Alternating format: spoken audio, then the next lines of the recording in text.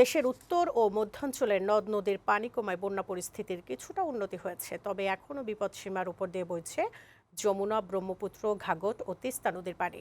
বিচিত্র দুর্ভোগ পোহাতে হচ্ছে বানভাসীদের। পানিবন্দী হয়ে আছে কয়েক লাখ মানুষ। বাড়ছে বিভিন্ন ধরনের পানিবাহিত রোগ। এদিকে তৃতীয় দফা বন্যার মধ্যে সিলেট অঞ্চলে শুরু হয়েছে এসএসসি ও সমমানের পরীক্ষা।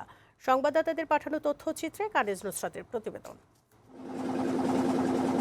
উত্তরাঞ্চলে বন্যা পরিস্থিতির কিছুটা উন্নতি হলেও এখনও তিস্তা, ধরলা, ব্রহ্মপুত্র, যমুনা, দুধকুমার সহ বিভিন্ন নদ নদীর পানি বিপদসীমার উপর দিয়েই বইছে। জামালপুর, কুড়িগ্রাম, গাইবান্ধা ও সিরাজগঞ্জে এখনও পানিবন্দী কয়েক লাখ মানুষ। গাইবান্ধার সদর, ফুলছড়ি ও সাঘাটা উপজেলার নিম্নাঞ্চল এখনও ডুবে আছে পানির নিচে। বাড়িঘর পানিতে ডুবে থাকায় উঁচু স্থান ও বাঁধে আশ্রয় নিয়েছে বানভাসীরা। পানিবন্দী এসব পরিবারে দেখা দিয়েছে বিশুদ্ধ পানি ও খাবার সংকট। থাকা হওয়ার অনেক কষ্টদায়ী। পানির মধ্যে যে খাট তোলা দিছি, তোলা দিয়ে তার উপরে অটে বসে থাকি। কুড়িগ্রামে বন্যার পানিতে ডুবে আছে বাড়িঘর, রাস্তাঘাট। জেলার প্রায় ৮,০০০ হেক্টর জমির ফসল পানিতে ডুবে গেছে। বন্যা দুর্গত এলাকায় দেখা দিয়েছে পানিবাহিত রোগ।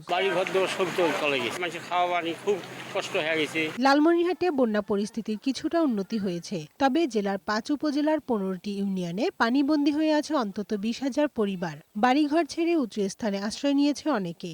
বন্যা কবলিত এলাকায় প্রশাসনের পক্ষ থেকে ত্রাণ বিতরণ করা হচ্ছে, তবে তা প্রয়োজনের তুলনায় কম বলে দাবি বানভাসীদের। এদিকে সদর উপজেলার কুলাঘাট থেকে মোগলহট পর্যন্ত ধরলা নদীর বন্যা নিয়ন্ত্রণ বাঁধে ভাঙন দেখা দিয়েছে। এই বানটা খুব ঝুঁকিপূর্ণ আছে, বৃষ্টিতে বান ভেঙে শেষ। সিরাজগঞ্জের ফুলজোর, ইছামতি, করতোয়া নদী সহ চলনবিল অঞ্চলে নদ নদীর পানি বাড়ছে। দুর্গত এলাকায় অন্তত ২০,০০০ মানুষ পানিবন্দী হয়ে মানবেতর জীবনযাপন করছে। বন্যার পানিতে জেলার ৬১০ হেক্টর জমির পাট, তিল ও মরিচ ক্ষেত ডুবে গেছে। জামালপুরে ৬টি উপজেলার প্রায় ২.৫ লক্ষ মানুষ পানিবন্দী হয়ে আছে। বাড়িঘর, রাস্তাঘাট ডুবে আছে পানির নিচে। ব্রিজ, কালভার্ট ভেঙে যোগাযোগ ব্যবস্থা ভেঙে পড়েছে। বাড়িঘর ছেড়ে অনেকে উঁচু স্থানে আশ্রয় নিয়েছে। সোমবার বিকেলে বানের পানিতে ডুবে শিশুসহ ২ জন প্রাণ হারিয়েছে। সমস্যায় আছি, পানিবন্দী হয়ে পড়েছি, অনেক ধরনের রোগের সমস্যা দেখা দিচ্ছে। রাস্তার উপরে আছি, বন্যা পানি বেশি হয়েছে আর ঘর দরজা ভেঙে যাইতে আছে। এদিকে তৃতীয় দফা বন্যার মধ্যেই সিলেট বিভাগে স্থগিত হওয়া উচ্চ মাধ্যমিক ও সমমানের পরীক্ষা শুরু হয়েছে। পরীক্ষা নিয়ে উদ্বিগ্ন শিক্ষার্থী ও অভিভাবকরা।